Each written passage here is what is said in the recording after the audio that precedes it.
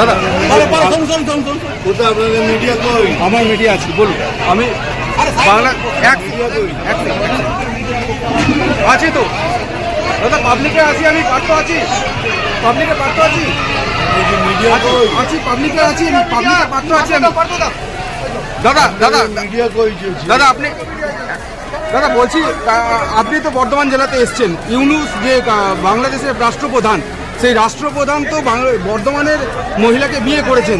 সেই ক্ষেত্রে ভারত বিদ্বেষ যে জিগির তুলছেন, সে বিষয় নিয়ে কি বলবেন? কোন চোখে দেখবেন? কালকেও বলেছি, আজকেও বলেছি, বাংলাদেশের সাথে আমাদের এখানকার সবারই অলমোস্ট সবারই একটা ডাইরেক্ট ইনডাইরেক্ট সম্বন্ধ আছে, কিন্তু বাংলাদেশ এরকম হয়ে যাবে আমরা ভাবিনি। এটা খুব দুঃখের। আর যারা অনেক উল্টোপাল্টা কথা বলছেন টিভিতে, এটুকু মনে রাখি, do not underestimate India.